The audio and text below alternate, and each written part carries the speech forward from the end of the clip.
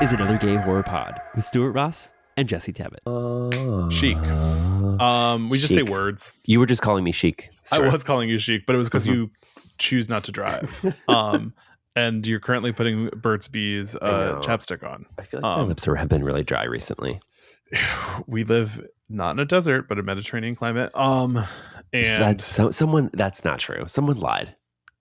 I've Googled it so many times to verify it, and it's still fact. And it's not even the Google AI. You believe everything. You believe everything you read on the internet. Yeah, I do. I'm real stupid. I love AI. This whole thing is just us trying to convince people we hate AI, and then I'm like, I love it. Yeah, I actually don't use it. That's also another thing. Like I've never used GTP.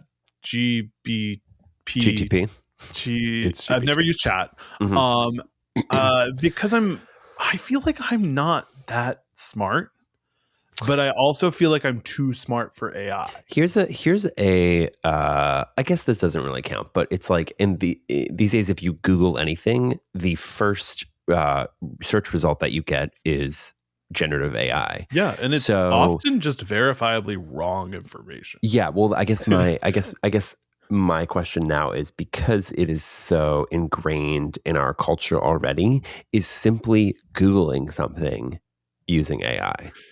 No, and I think the thing, a lot of things we think of as AI are actually generative learning, and machine learning, not generative learning. And so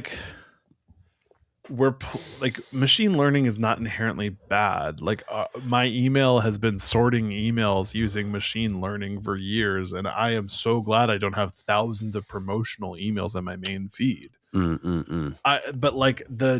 I think there's a difference between using large language models to sort emails and then using generative AI to make a sexy little picture of you in ghost face. I think morally it's a difference. Yeah. But this is not an AI podcast. It's not an AI podcast. No. We're actually talking about a movie. Okay. Tilt your microphone and get a little bit further away. Tilt it towards you. Hang on. Gotta loosen it up, mama.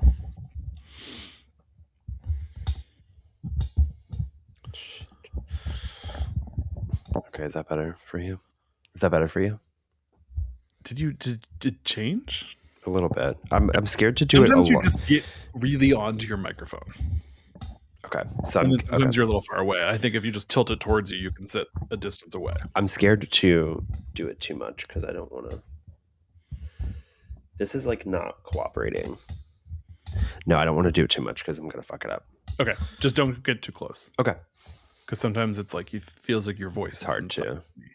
So I had a sex dream about you a few weeks ago, which is I have sex dreams about everyone. It doesn't make you special. Got it. In the dream, I actually woke myself up because I realized I was in a dream and woke up when.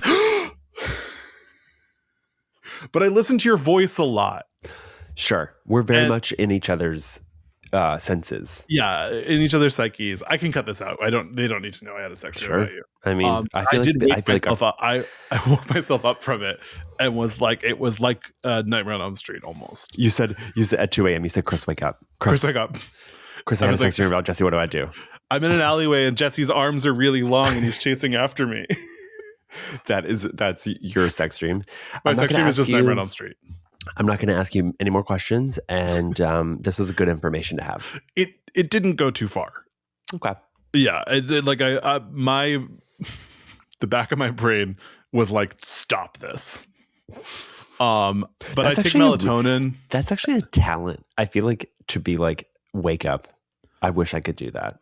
Oh, I have night terrors a lot. Not that this was a night terror. I'm not going to classify it as a night terror. Yeah, I feel like this is a backhanded compliment because I had a sex dream about you, and it was so jarring that I woke myself up. Shocking that my body had the physiological response it has to when I dream about spiders. Yeah. But I think I actually think I would be really good at a Nightmare on Elm Street movie because my subconscious wakes me up from dreams that it can't handle. I once had a sex dream about current day Arnold Schwarzenegger in a bathtub. and my body woke me up. I've had a sex dream about Arnold Schwarzenegger years ago when he was younger. Yeah, not current. Yeah. Yeah. Actually, I had a sex dream about Arnold when at like a pivotal when I was younger, and I remember thinking this was like pre me coming out, and I remember thinking like, Jesse, like this is damning. You can't.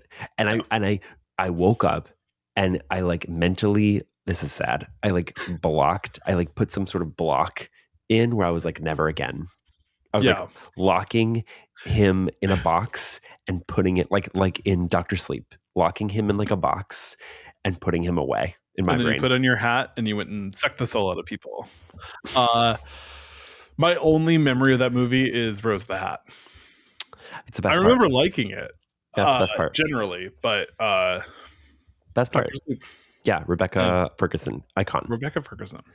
But today is not a Sex Dream podcast. It's not a Dr. Sleep podcast. It's not a Rebecca Ferguson podcast, unfortunately. Okay, but at the core, everything we say, the subtext is Rebecca Ferguson. Yeah. Yeah. So it's like no matter what we're saying, it's like we're supporting Josie and the Pussycats, where if you listen below, it's just me going, Rebecca Ferguson's great. If you play any one of our episodes backwards to forwards, you get Yvonne Netanyahu. We'll just say, Rebecca Ferguson over and over again. I love The Simpsons. Yeah. But today it's our second week of our camp month, winter camp. We have not named this month. Friday the 13th presents camp. Mm-hmm. And we are talking about the 2022 Peacock original film, They/Them. They/Them, a great title. Yes. A great title. The best part of the movie. 100%. No, okay, so this is full disclosure. I don't think anyone's coming to this movie because they're a full-on fan of They/Them. If you did hit play on this podcast episode for the first time ever listening to another gay horror pod, and you're like, they're finally talking about my favorite movie. I liked a lot of elements of this movie. I did not enjoy this movie. I gotta say, I didn't like this movie at all. Full stop. But we haven't disliked a movie, both of us, in a while. It's been a minute. But I will say, if you are a fan of this movie, would love to like hear from you. Like, let us know. Sort of like slide. My phone number is 911. Don't call 911. That's a bad joke. But slide into Jesse's DMs. Yeah, would love to know. Tell him how you feel. Hear about you. And if you want to turn this off right now, we'll be back next week with The Final Girls, which is a movie I love. It is a good movie. I only have a couple fun facts for this movie because this movie is not that fun and there's not a lot of facts about it. Okay. So all the LGBTQ youth characters were played by LGBTQ actors, which I think is really cool. Incredible. This movie was originally a Peacock original. You can't buy it on Blu-ray or DVD. You can only access it by having a Peacock subscription. That kind of sucks. Yeah, because I was like, because I do sometimes try to buy the physical of all of our things. Yeah, especially now that I have a spot for physical media. So like this week we have the Final Destination trilogy. Because there wasn't a They/Them DVD I could buy. And I wasn't going to print out a tiny little poster to put it up there and pretend it's a DVD. Tape it over Final Destination. I am unemployed, but I'm not that unemployed. Right. To do arts and crafts. Just wait. So John Logan wrote and directed this movie of Penny Dreadful. He wrote Spectre and Skyfall. He wrote Alien Covenant, which is my least favorite bad alien movie. No, which is my favorite bad alien movie. Okay. I love Alien Covenant. It's not good. But I love it. You're not alone. He's also a playwright, including he wrote the book for the Moulin Rouge musical on Broadway, which is I didn't know that. Bad. Oh, really? But Toby, one of the characters in the movie, says he only came to conversion therapy camp because his parents promised upon completion they'd take him to go see Moulin Rouge on Broadway. Oh, fun. That's fun. And those are the fun facts I have for this movie. There's no box office, so I can't pull from that well. I mean, the cast of this movie is really good.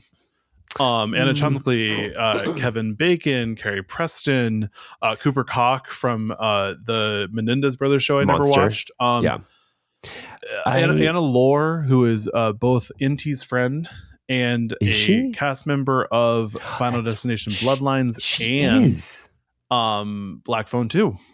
She plays the Yes, mom in Black Phone 2. that's right. She plays Gwen's So, mom. so yeah, it's like this Gotta movie has a good say, cast. It just doesn't connect. yeah, I mean, I'm gonna disagree. I'm gonna say there are notable members of this cast. I think Kevin Bacon obviously is the best part, but You're not a wait, Carrie wait, Preston fan? let me. Oh yeah, I'm sorry, Carrie Preston, but she's not in it enough. Elspeth? Elspeth, I love Elspeth Elspeth tonight? actually. Yeah, Elspeth tonight's queen. Wait, I want to jump back to the John Logan of it all. What a random project for him. He wrote and directed it. What the fuck? I can't stop thinking about. I mean, he's a prolific writer, as you've told us. Some of the best Bond movies. Not as you've determined him to Well, be. I mean, because yeah, I told you. He is a great writer. Yeah. So I'm just like really baffled as to like why he decided to, one, write this movie, and two, direct this movie. I mean, if we can call what he did directing this movie. Yeah. What a bum. I mean, what a bummer, because this movie has a lot of potential, and I mean, I would love to know. I feel like there's a lot more story than we're getting. You know what I mean? This movie felt like it was scared to put LGBTQ kids in danger. This movie, which is weird to do a horror movie set in an LGBT conversion camp and not want to put kids in danger. It just is a weird. It felt to me like, I mean, I know John Logan is gay, so I don't know, but I don't know how tapped in he is to the queer community. It felt to me like a movie made by, or like made for people who don't really have a grasp on like queer culture. And it felt like someone who was maybe kind of sort of coming to terms with modern day queer culture, but like it doesn't have anything to say about it. It doesn't have anything to say. And yeah, to your point, it doesn't really also, by the way, it doesn't really have any horror elements until like maybe a total of, what would you say, 15 minutes of this movie is actually horror. Classic, like 1 minute classic horror, in that it's like a slasher. But there's like 6 people die and half of them are off camera. Yeah, I mean, we get in the opening, we get a kill, a kind of an underwhelming kill. Too dark. And then it's too dark. And then it's almost an hour before we get another kill. Do you want to know how I solved this movie? How? I'm going to take influence from a movie that nobody wants to take influence from. Okay. Black Christmas 2019. This movie should have been Kevin Bacon or a fake out, and you think Kevin Bacon's the killer, but it's actually Carrie Preston killing the kids, and then the kids come together to fight back. It's weird to have a movie about LGBT kids and not put them in that much danger. Yeah. Because it's not saying anything about the LGBT experience. It's literally just, from the get, we know that conversion therapy is bad. Right. I mean, to that point, we know conversion therapy is bad, right? Yeah, and so it's fully against. I think I mean, obviously, can you imagine if you were like, actually, conversion therapy made some points. But I think maybe, I don't know John Logan's like full intent, but maybe he was like, killing any of the queer cast members would really just kind of make like audiences depressed, because we already know they're at a conversion camp. They're already oppressed. So killing them would just really kind of sour the whole viewing experience. But I think the sort of not remedy, but the sort of like antidote, I guess, quote unquote, for that would be, this movie could have leaned a lot more into the pastiche literal camp elements. I think a movie that did that pretty well was the second iteration in the Fear Street trilogy. Yes. And I think there could have been a lot of like fun to be had aesthetically and character interplay. Like this movie has a lot of potential, and it just completely like wastes it. Well, and it has boomer writing Gen Z, which doesn't work. It's crazy because John Logan is an Oscar winner. So it's like, what are we doing here? Yeah. What are we doing? It feels like this movie should have been Black Christmas 2019 meets But I'm a Cheerleader. Yeah. Oh my God, But I'm a And, Cheerleader like, is so good. I love But But I'm a But I'm a Cheerleader. Cheerleader feels like a horror movie sometimes. But Like, I'm a it's very Cheerleader funny and gripping. Yes, but And, I'm a like, Cheerleader is more of a horror movie than this horror movie. yes. Let's get started. Okay. Yeah. We have And Stuart, that was great. And talk to you later. That was They / Them, a movie. Then also, Great not title. to like continue. Stuart says, "Let's get started," and then Stuart immediately goes on a tangent.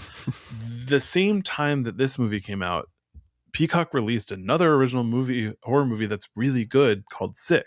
Oh yeah, directed by Kevin Williamson. Yeah, and that movie written but not directed. I think it's directed by someone else. I think he directed it too. I don't think so. I think it was directed by the guy who did John Hyman. You're right. I'm wrong. The guy who did Alone, which I still haven't seen. But sorry, keep going. Kevin Williamson. No, but you are right. When I can say it, I say it. It's not that often, but you were right. Clip this, honey. It's not clip this. Tommy Doe really gave us a catchphrase. I know. Thank you, Tommy, if you're listening. But yeah, Sick is a much better movie than this. And it's always disappointing when like you can tell a movie's only on streaming because it was bad. Yeah, that's absolutely the situation. And like here. Occasionally, I think Sick was only on streaming because they made it COVID. and it would have come out too late after COVID, I think. Because it came out in 2022, and I think at that point people just didn't want to interface with COVID. Was it 2022? God, I feel like the years 2020 to 2022 are just, for me, I just mesh them together. But Sick came out September 2022. Okay. When did they come out? I had I think like the same month. Yikes. Yeah, it came out July 2022, so a few months earlier. Okay. Yeah, it just like bad. Let's get started. Yeah. Go ahead. We start with a true crime narration fake out. So it seems like some character's narrating and it's just a true crime book, and then she turns it off, and then I like that. That's a neat little that's a neat little like touch. I feel like that is used fairly often in movies, but it's like it's like it's not the first time I've seen it. Yeah, exactly. But I always appreciate that little like stylistic touch. But to be honest with you, stylistic touches in this movie are few and far between. Yeah. So I also I think he directed episodes of Penny Dreadful, which is a very stylish show. Yeah, what the fuck? Which he happened? created. This is the most like this is of the movies we watched, and we've watched quite a few since we started recording in the last year plus. This is maybe the least aesthetically pleasing and cut. This is the most cut and dry movie that we've watched, I think. I would argue. It's just I was like visually uninteresting. And I think for me, to the point where it was distracting. I was like, this is it was boring. Uninspired. It almost seems like, you know what? It's almost, this is dramatic, but it's almost offensive how cut and dry it is. Because it's like, go ahead, give us nothing. Like, I feel like as queer people, like watching this, I'm like, it feels like a lecture. Like, it feels like some sort of lecture. It's like, there's this baffling thing that happens in the middle of this movie, which I want to talk about in the middle of this episode because we need to build to something. Yeah, it's true. But the sing-along scene, we'll just put a pin in that. We'll come back to it in 15 minutes. I don't think we're going to talk about this movie that long. But sorry, I needed to step away. You need a moment. Yeah, sorry. Go ahead. Go ahead. You need a hiatus from this podcast. Go ahead. Just because of that scene. So a woman's tires blow out. She gets out. A deer scares her. She gets back into her car. This is okay. I actually liked this. She hears a scratching noise behind her, and so she looks back and she can't see, and she hits her brake light. So her brake light will go on, and then she sees a killer is behind her car. Yeah, gotta say, I thought that was good. Sure, but one of the worst. It was canceled out by one of the worst CGI deers I've seen in the last 10 years. Since Rings, Mama. Since Ring 2. That's actually that. You know what? That might be true. That might be true. The legacy of poorly CGI deer. Let's get into that. She gets axed and it's kind of disappointed. Unpack it, mama. That's all I have to say. Keep going. Oh, sometimes the statement is just let's unpack that. It's not actually unpacking. What I mean by that is we'll maybe dedicate a mini or something on the catalog of shitty CG ideas in cinematic history. I bet you Antlers has some. I actually remember Antlers being a pretty satisfying movie from an aesthetic standpoint. Oh. I remember thinking like, this is pretty stylish. Huge win. That was probably the best part of the movie, was that it was stylish. Yeah, I'm not a fan. Just saying sentences. We go to the conversion camp. It's nice to see Kevin Bacon there. Kevin Bacon is like the charisma in this movie. Yeah, I think this scene in particular is, if you want to say best scene, he is deliciously charismatic because it's a subversive scene because conversion camps are, awful. And yet the way he's sort of selling it is very diplomatic, right? He's like, listen, just hear us out, and in a week, if you are still feeling like confident about your identity as it stands, like no pressure, no harm, no foul. It's a very effective sales pitch. It's which kind of I like think, Disney villain, which is where like you always sort of relate to the Disney villain on the outset because they have charisma and they're sort of like they're telling you what you want to hear. Which is interesting because I think psychologically, like that, the movie hints at like psychological manipulation that simply doesn't happen. Yeah, that's the issue. It's like this scene sells a different movie. Correct. And so it if this was not a horror movie and this was just a thriller, I think it was just advertised as a slasher movie and it's literally called They Slash Them. Yes. And if it was a psychological thriller about sort of being lulled into a false sense of security at a conversion camp and then finding yourself either falling for it and they sort of play with that at some point, but then again, the musical number. Then there's a little bit of electroshock therapy later in the movie, but that should have happened early. Like this movie moves so slow. There is honestly, the main character of this movie is camping. They're just literally at a camp, but it's not like sleepaway camp where you're having fun watching kids go to camp. Yeah, this movie's actually just about queer people camping. Yeah, which like representation matters. Yeah. But it just like this scene itself is like the mission statement for a better movie. I think you hit the nail on the head with this movie. But I'm a cheerleader would have been a great lead to take when sort of like making this movie. I mean, I don't know if they did, but like, I think we have like a lot of it doesn't show modern slasher movies that aren't part of pre-existing franchises. You have to sort of take another movie and add it, like look at it through a slasher lens. So Happy Death Day is Groundhog Day, but with slasher stuff. And Hard Eyes was a rom-com, but slasher stuff. And so the Kiernan Shipka time travel movie was Back to the Future, but slasher. Yeah. And it's sort of, this movie should have done that but I'm a cheerleader with slasher elements. Yeah. There's a complete it doesn't absence. have either of it. It doesn't really sell you. I mean, it doesn't leave you thinking that conversion therapy is good. It just doesn't show you enough of it to make you feel a lot until the very end. Right. There's a complete absence to that point of inspiration, which is really, I'm not going to say I had high hopes, but like going into this, I'm like, John Logan, prolific, filmmaker. I think the thing too is like, I like bad movies. Yeah.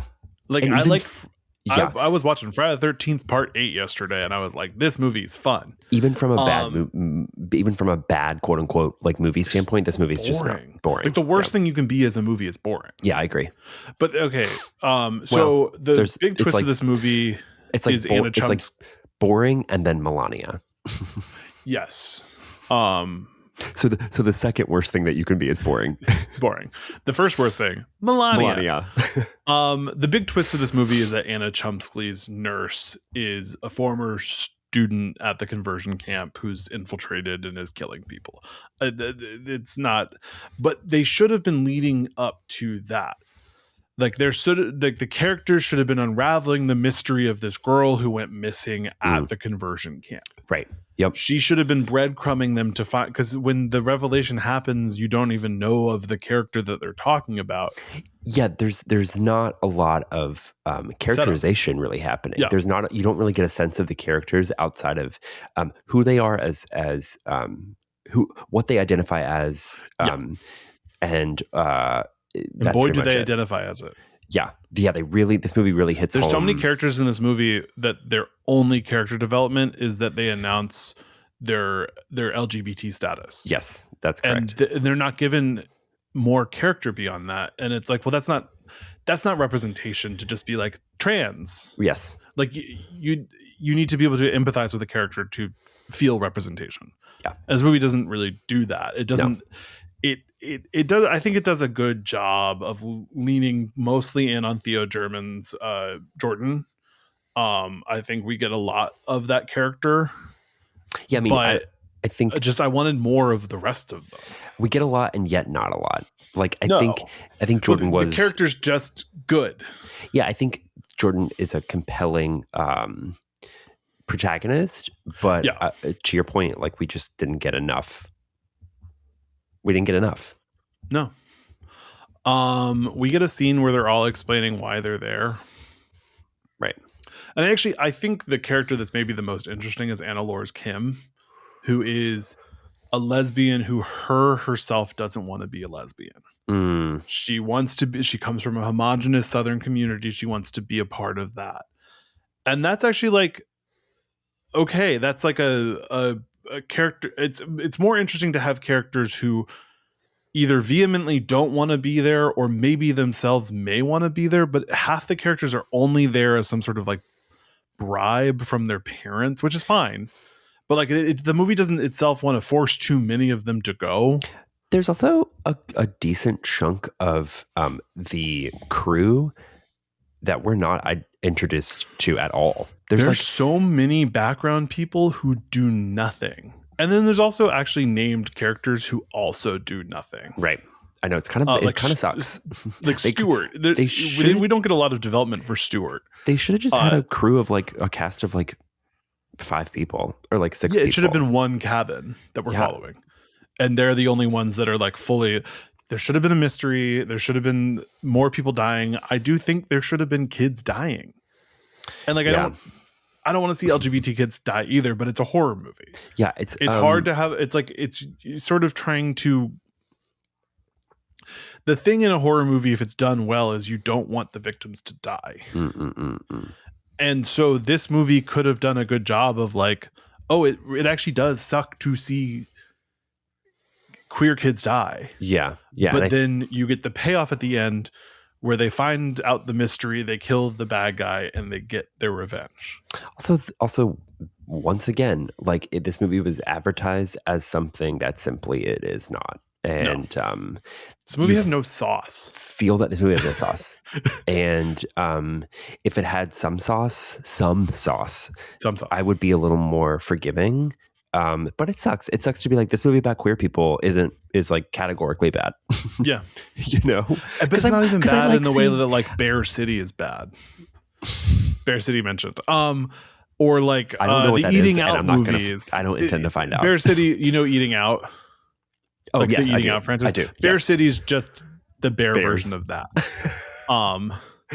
Eating Out mentioned. Yes. But it's like, this movie wasn't fun either. Yeah. And it's like, it needs to, it can't be this boring and not fun. Right. So I watched this movie yesterday evening, and it was really sort of interesting. I'm not going to say, but like watching in the morning, I watched Pillion. Oh, I want to see it, but it's only playing at the Grove, and I'm not going to the Grove. Good. It's really, really good. But it's to see that than effective this. queer film not mirrored, but paired with this, I was like, oh, Yeah, Jesus fucking but Christ. it is like, and I don't want to be ageist, but here I'm going to launch into. I think this movie should be made by someone younger. Mhm. Like, like even if you just have like, and I don't want to say this. You're But like, I the don't want to say it, but I'm going to say it. creative team behind Theater Camp, like I feel like Ben Platt and what's her name could make a better movie than this. I never saw Theater Camp. Theater Camp's really fun. Theater Okay. Camp mentioned. Love Theater Camp. I'm going to add that to the queue. Yes. I think it's on Hulu. I think it is, yeah. So we find out that Jordan is only there in exchange for their parents emancipating them at the end of the conversion camp. The next morning we get Alexandra showering, and she is caught and revealed to have been hiding the fact that she's trans, and this is sort of like the one of the few traumatic things that actually happens in this movie, where Kevin Bacon forces her to dress in men's clothes and stay in the boys' cabin, because not because she is trans, but because she lied about being trans. Right. Because Jordan's trans too, but Jordan told the truth about being trans. It's just like a weird distinction that it doesn't establish why sort of, Kevin Bacon's character's like this. Well, it's sort of I guess follows suit with his sort of opening where he says, just be honest, just be let's be diplomatic, and like you're saying, like this person is what they identify with, and but they didn't reveal that to Kevin Bacon, understandably. Yeah, I would understandably. I would tell Kevin. I would come out to Kevin Bacon. I would not come out to Owen, the character in this movie. Yeah. That was Kevin another. Bacon, I was looking, Kevin Bacon innocent. I was looking up fun facts for this movie, which there really aren't that many, and one of them was just Kevin Bacon plays a bigot, but in real life, not. I was like, yeah, fair. I will say he is he is such a good villain, and that's another movie that that's another problem with this villain. movie is. And I really think the right answer of this movie is you think he's the villain, and then Carrie Preston's actually the killer. And also Carrie Preston is her one scene, you could say, is traumatic, is really traumatic, and the most sort of upsetting and compelling part of the whole movie. Yeah, but it feels like I feel like I'm repeating myself, but it's a horror movie that doesn't want to make anyone ever feel uncomfortable. That scene in particular was very like Get Out coded. Yeah, this movie should have been more Get Out coded. Yeah. So okay, we have a camp montage that's I think about 6 minutes long. I just wrote that the sports counselor is hot. He is hot and gay. Yeah, and gay. And he's really hot. Let's celebrate that. There's a wild scene later when he's having sex with his wife, his fiance, who is also gay, and they're just looking at pictures of kids. Basically, they're looking at pictures of campers whose phones they've stolen. They're looking at their like photo album and getting off on their photo album, and then like having sex to that. Yeah. Whatever it takes. Whatever it takes. So Alexandra goes to the nurse to get her estrogen pills, and we get maybe the most overwritten scene of the movie. That ends on Alexandra turning to Molly and going, "Do you believe in conversion therapy? Yeah. And if you don't, do you believe in dignity?" I think, I mean, listen, the acting in this movie is pretty the words bad. in this movie are, I can't fault any of the actors for this movie. Yeah, the only one who is actually like doing something is Carrie Preston and Kevin Bacon. That's because they're both really good. Anna Chumsky doesn't feel good in this movie. No, and she's a good actor. Yeah, I know. It's really unfortunate. Yeah. Across the board, just unfortunate across the board. And so basically, Yeah, what's the line you just said? Do you Dignity. believe in Do you believe dignity? in dignity? And Oh, Anna Chomsky's like, if you only knew, I if you like, only knew. But we're not setting up appropriately the twist that she no, is. Like it. no. This movie, it's like a movie that has seen a trailer for a horror movie, but has never actually watched a horror movie. Which is crazy because also, John, Penny like you said, Dreadful. John Logan is Penny Dreadful creator, which And is also, the unbelievably only thing stylish. Alien Covenant is effective at is being a slasher movie. Yeah. Alien Covenant is the closest since the first Alien movie that the Alien franchise is to being a slasher movie. What happened? Is this the John Logan that we know, or is this another John Logan? You know Yeah, what I there's mean? just the secret second John Logan. Like, did John Logan like have a debt to pay? I just like, feel like he want. I feel like he had a well-intentioned. I think he wanted to make this movie. I think he thought that he was doing a good job. I think he thought that this movie feels like it was a Glee spec script. Like we'll never know. Kurt and Blaine go to conversion therapy camp. I actually think, you know what? This is a hot take. I actually think Ryan Murphy would have Yes. have kind of like ate Because it would with have been this. fun. It would. He And that's would the have thing. made a Ryan good Murphy's movie. stuff is not always good, but it's usually fun. Yeah, he would have made a good. He would have been a good choice for Yeah. directing this. That's a Maybe hot not take. a good movie, but it would have been a fun movie. It would have been a fun movie. It would have been Yeah. a movie more fun than what we got. Kim tells her girlfriend student, I don't have all their names off book and I'm not going to remember them, and that's fine. The fact that I have this many names written down is impressive. No, I got it. Kim tells Veronica that she grew up in a homogenous place and that's why she's here, and she's sort of the only one who like is herself choosing to be there. They get like separated into groups of 2 and sent off into the woods overnight for no reason. For no reason. He's like, keep except walking. for Jordan and Alexandra to see a mysterious person in the woods. I'm so confused as to like what punishment this is, quote unquote. He's like, pair off and go into the woods, and they're like, okay, I guess. And then Cora finds a Bible that Jordan drew pictures in. Also unclear. Yeah, also there's unclear. a lot of unclear stuff about. And then we get transphobic Carrie Preston meeting with Jordan. And I mean that scene's really good. I will say, like that is a pretty well written scene. I wish we had more of that Carrie Preston in this movie. I wish she was the villain of this movie. Yeah, Carrie I think Preston, that's the issue, where it's like the villain of the movie is actually a queer person. Yeah. And like so here's what it should be, really. We think it's Owen. It's actually his wife, and she's killing kids because Owen is actually gay, and the conversion therapy didn't work on him. Oh, that's and good. So she's like, that's just a better movie. That's good. And it doesn't hurt the LGBT community to see queer kids die, as long as they end up getting revenge on the killer. Yeah, you're right. I didn't think about that. A queer person is the killer. Yes. It actually at the end sort of like makes you try to feel bad for Kevin Bacon. Yeah. And I'm like, well, this movie the whole time was she said, what exactly am I looking at here? Who is this movie Reaction for? Video. Who is this movie for? This movie is for baby boomers who don't like horror movie, but do generally like gay kids.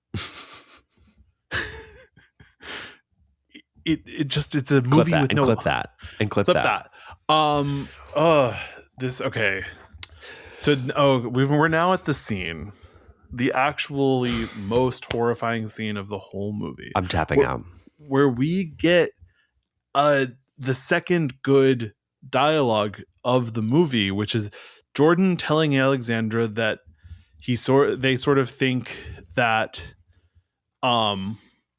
sometimes they're worried that all of this isn't real, and that maybe they are misled, and that maybe they don't think that they're trans, and it's a really good, it's well acted, it's the two of them talking, but then Alexandra stops the scene cold in its tracks to sing Pink.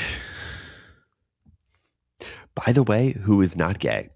No, but she's not gay, but she's family. She's not gay, but also but like so influential in the gay community, specifically for mostly, women who watch queer the L word. female haircuts. For queer people who watch the L, for queer women who watch the L. Yeah. No, queer people who watch the L word. But so they all sing Perfect by Pink.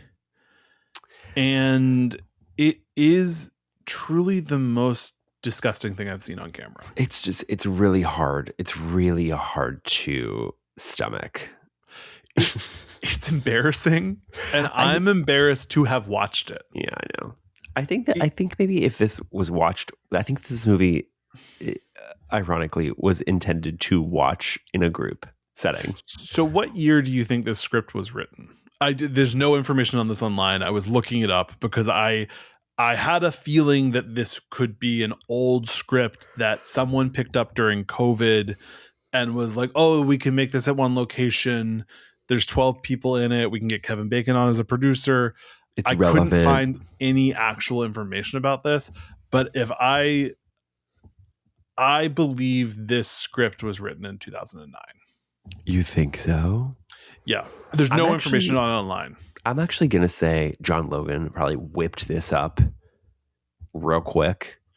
Maybe 2019, 2020. Canceled. I'm going to say 2020. John Logan whipped this up in 2020, and they quickly got it to pre-production, and then they went from there.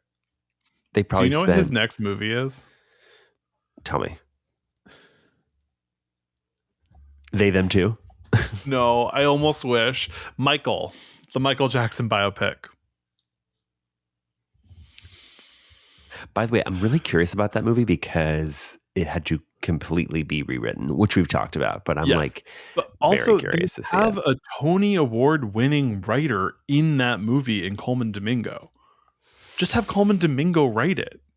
I love Coleman Domingo. He's Fun fact about Coleman Domingo: he won a Tony Award for writing the Donna Summer musical. Didn't know that. Yeah. This is actually now just a Coleman Domingo podcast.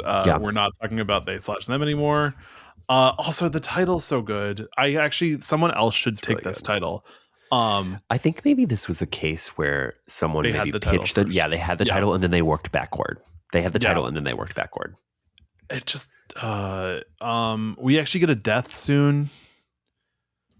The creepy groundskeeper. He's watching the girls shower and then gets his head slammed into a computer, which is a really good death conceptually, but they don't show enough of it to make it good. Yeah. The next day they split up everyone by gender. The boys go shooting and the girls make pie. The hot guy's fiance is flirting with Kim the whole time. Yeah, it's really gross. Yeah. They also make a point of all of our main characters are 18 plus. Yeah, I'm like, well, what are we doing here? Again, what exactly am I looking at here? Yeah, is how I felt watching this whole movie. Yeah, I think truly, I gotta say, after the Pink song, I was like, I just can't. You logged off. You actually canceled your Peacock subscription after you saw that. The movie was playing, but I was just like I have to somewhat disengage or I'm gonna go insane. Yeah, it was actually a radical act of self-care. And I'm proud of you. I didn't have that because I had to write another page of notes about this movie. I wrote 2.5 pages of notes about this movie. Oh my God, Stuart. I have one note that I wrote down and it's bad. It's no. It's the quote that we mentioned earlier. Maybe you should believe in dignity. It's a crazy line. But there is actually good writing in this movie. There are a few. The chorus scene with Jordan is really good. And I think it's probably a little bit of the writing, but a lot of Carrie Preston. Mm-hmm. I think the scene before they sing Pink is well written. I think Jordan actually asking questions and nobody's interacting with the actual concept of this movie. But like Jordan at that point, before we're interrupted by the most violent part of this movie, which is the Pink sing-along, Jordan's actually interacting with like, well, what if this isn't real? What if I am not trans? What if it's like I don't think I'm not like a we should ask questions person, but like characters should be able to interface with their own personality and their own being in a movie like this. And this scene and harkens back to this sort of beginning when Kevin Bacon gives his whole spiel. Yeah. That's like, listen, just hear us out, and you get the sense that he's going to psychologically manipulate them. And but like also does. If this isn't going to be a thriller, if this isn't going to be a slasher movie where Carrie Preston's the killer, it should be a psychological thriller where he's gaslighting these kids into actually thinking they're not gay, actually thinking they're not trans. Yeah. And then something snaps and they actually realize that they're right and he's wrong, and then they kill him. Like there's just nothing. There's no meat on the bones. There isn't a scene a lot of bones. or they're just bones. Cindy, this is bones. Cindy, this is bones. There isn't really a transition between Kevin Bacon's like psychological manipulation and then like all of a sudden he is like a piece of shit and he's like trying to kill them. Like there isn't sort of a slow sort of descent into or any thought behind his descent into madness. The first 2 acts of this movie are the psychological manipulation of all these LGBT kids. Mm-hmm. Then Jordan stands up. They shoot the dog in the scene with the guns, and then they turn the gun on Kevin Bacon, and then Kevin Bacon snaps and then starts killing kids. Like there's just like there are better ways to make this movie. Gotta say, it was pretty satisfying when Jordan like hit the target. Like, so they're all like all the quote unquote boy characters are lined up to have target practice basically, and Jordan, it turns out, is a sharpshooter, is a really good sharpshooter, and outshoots Zane. They outshoot Zane, and it's pretty satisfying because Zane is a piece of shit asshole. So he's so hot though. Sometimes the worst among us are the hottest. That's my thing. Owen wants Toby to shoot the dog with cancer, and if he doesn't, Zane is gonna. This is out of nowhere. Also, who knows if the dog has cancer or not? We've also just one of the kids is like, that's what my dog looks like when it has cancer, but that kid actually turns out to be a double agent. Oh yeah. Whoa. And then Sarah is trying to seduce Kim with pie. Yikes. Veronica finds Kim smoking on the dock, and she tells her that she's gay and it's okay, and they fuck on the dock out of nowhere. Also out of nowhere, but like honestly, we needed more of this. We did, but unfortunately, they have no chemistry. No, but nobody in this movie has chemistry. Yeah, this is a movie devoid of chemistry. This actually the most Gen Z thing about this movie is that there's no sexual chemistry. No. Speaking of sexual chemistry, can't get comfortable. You get Rod last night? No, Stuart. I didn't get Rod last night. Sorry for asking it in that way. I'm sorry for asking it in general too. Don't bottom shame me. No, you should bottom. Live your life. Another gay horror pod is a bottom safe zone. Yes, it is. Yes, it is. It is. Yes, it is. They have sex on the dock. Stuart leaves. Yes, I should just log off. Yeah. So Toby, Jordan, and Alexandra plan to flee the next morning. They're going to steal the bus. They're going to go to all the cabins and tell everyone if they want to leave, they can leave, but they're going to leave very fast because they want to get out of there. Gabriel finds Stu in the lake and then seduces Stu. Stu is Cooper Koch from Monsters. He's very hot. Yes. And then we immediately find out that Gabriel is a double agent who works for the camp, seducing the boys. And they do electroshock aversion therapy on Stuart. This scene should have happened earlier in the movie because it actually sets up stakes and it actually makes it clear that this is an actual fucked up conversion therapy camp and not, we just sometimes see pictures of victims, but it seems like maybe this is the new happy conversion. I don't know. Yeah, I thought Cooper Koch was, what was going to happen is he was going to be electroshock therapied and then he was going to sort of like his mind was gonna be warped, and he was going to work against the other queer characters. Like he was Better going movie. to, he was going to start being kind of a secret agent, sort of. You know, Yeah. Another better movie. better movie. Anyway, no, he's just electroshock therapied to the point where he is completely unable to move, basically. Yeah.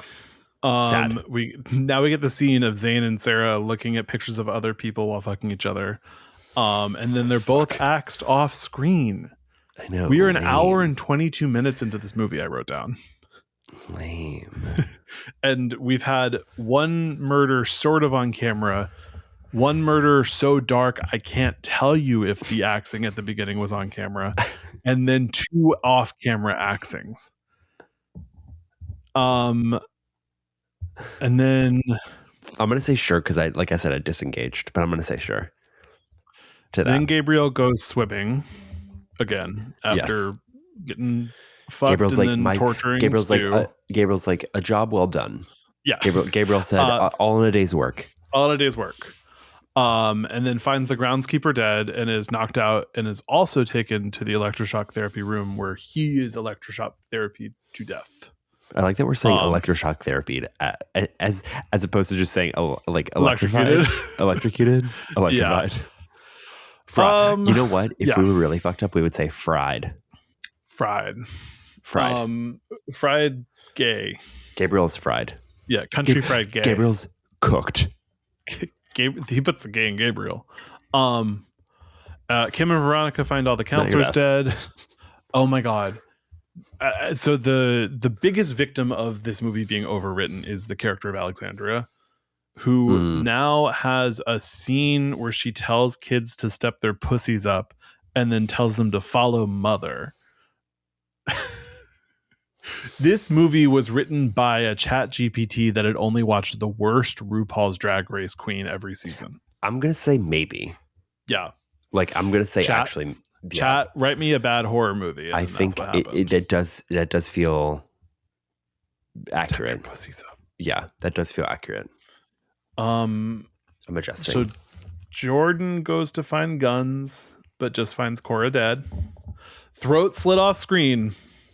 Another victim of the off-screen killings. Yeah.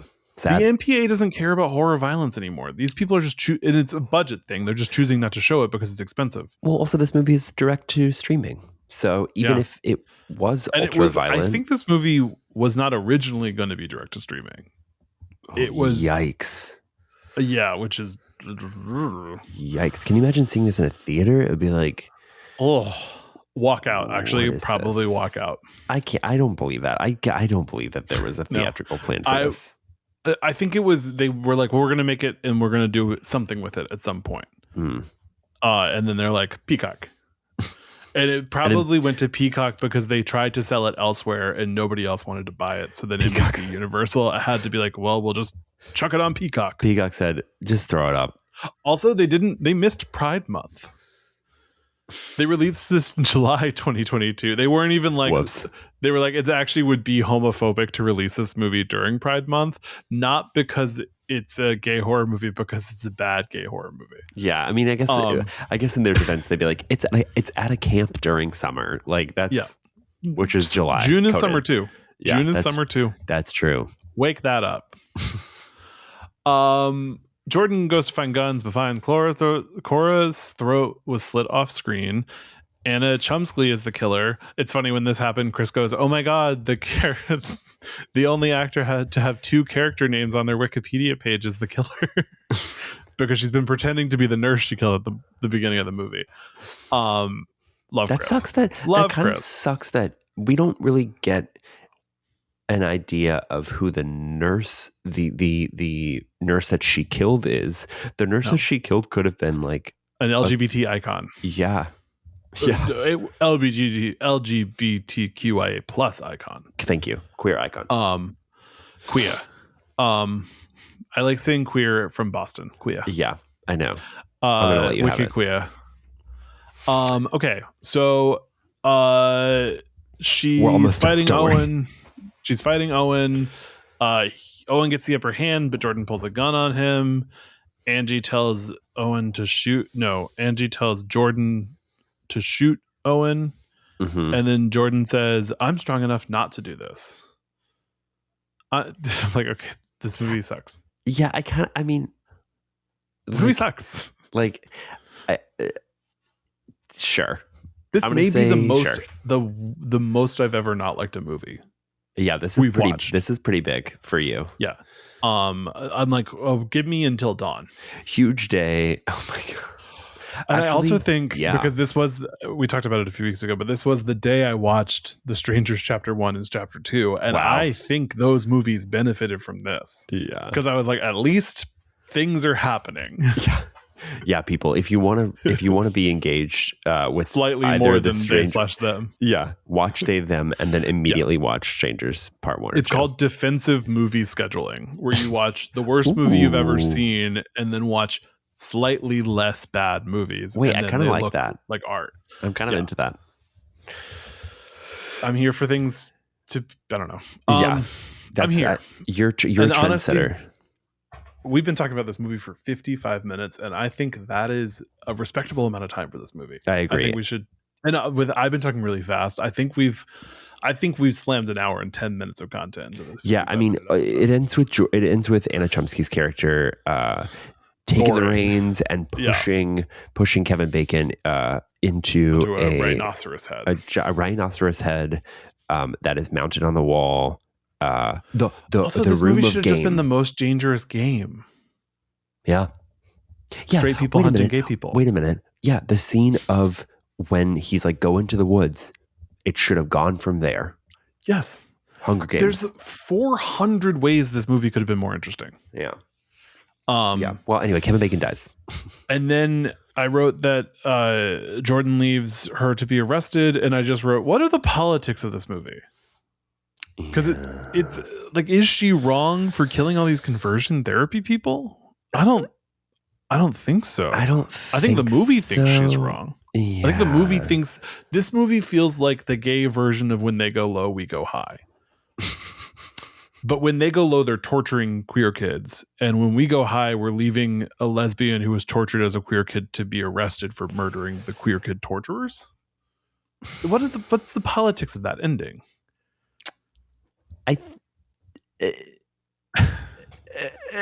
Speechless. Yeah. Don't do. You know what this is? Be gay. Don't do crime. Yeah. Be gay. Follow the rules. Be gay. Follow the rules. Be gay. At least go through with conversion therapy camp. Whatever you do at the end is none of my business. Be gay. But you should be respectful for that week. This movie's saying be gay, trust in the justice system. Yes. And I'm going to leave you on that. I'm going to leave you on my last note to myself, which was, I think making a horror movie about queer people without any sense of irony is insane. Well, any sense of style, any sense of we've covered substance, that. But there's no irony in this movie. This movie is just straightforward. Like, what is happening? Any sense of comedy, any sense of tension. You know what I really want to see? Just tangent, last minute tangent. Queens of the Dead, I think it's good. Is it good? It's really fun. It's really fun. Okay. That seems. I don't know if I would say good. Okay. But it's really fun. I enjoyed it. I will watch it again. I think fun and good go hand in hand. I don't think they're mutually exclusive. Okay. I have a lot of fun during movies I don't consider good. Mm-hmm. Okay. But I also like movies, and that's the thing. I was like, I just like I watch really bad movies all the time, and I have fun with them because I feel like there's a lot of like earnestness in making a bad movie. Yeah, I mean, unfortunately, this was an exception. No, but this movie just feels like they played it too safe to make that kind of bad movie. Yeah, this movie, the worst thing a movie can be is boring. We don't get these often on this podcast, but it was a movie neither of us liked. It has no sauce, and we can't recommend it. Yeah, don't see it. This is not a review episode, but don't see They/Them. But go watch Sick. Sick's really fun. If you're a Peacock girly. Sick or Queens of the Dead or Queens of the Dead. Don't Be a Cheerleader. Or sorry, and also, can you guys write in, because we have been bad about watching movies about queer people on this gay horror podcast. And that was one of the reasons that we had some options for this month. And I chose this movie because I was like, we're not that great at actually covering gay horror. We should cover Queens of the Dead. What? We should cover Queens of the Dead. Well, it's Romero's daughter. So we could do a whole Romero month and then finish on Queens of the Dead. Ooh.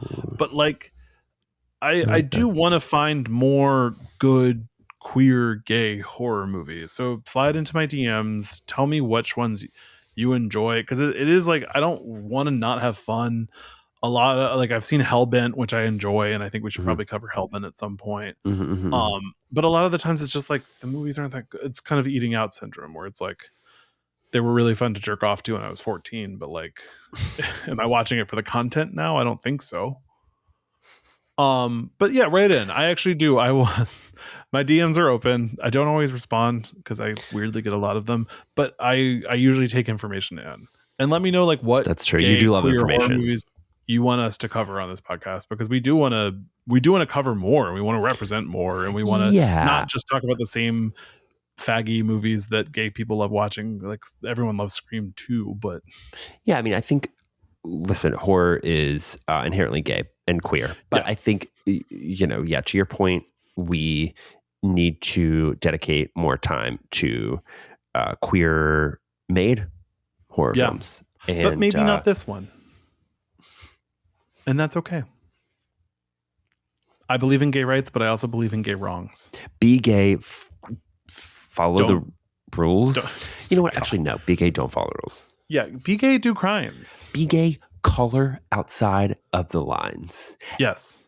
And before we leave you guys, we are going to thank our Patreon subscribers at our Sisters in Horror level. It's a great way to support the podcast. $4.99 a month gets you early access, access to our videos. People at our Sisters in Horror level get a shout out on all of our non-guest episodes.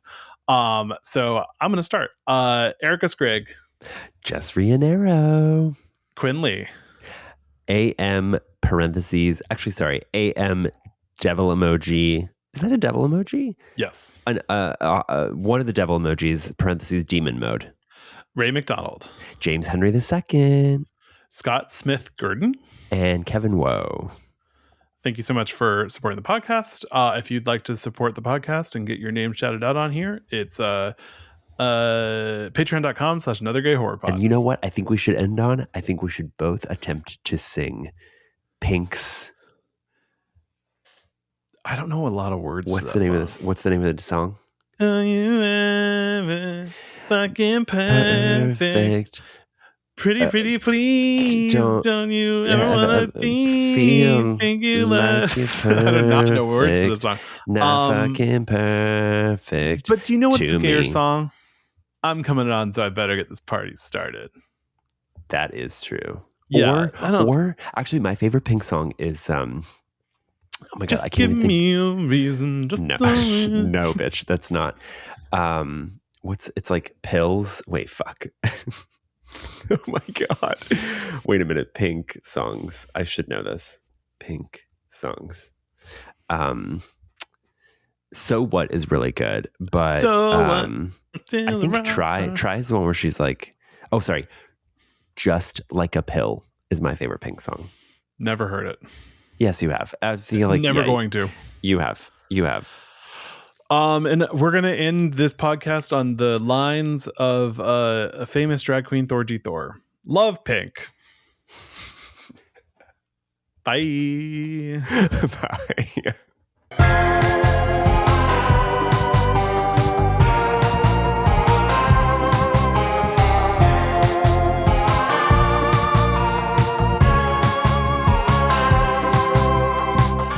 This podcast has been presented and produced by Stuart Ross and Jesse Tappett. Edited by Stuart Ross. All recording equipment provided by Photo Booth Productions.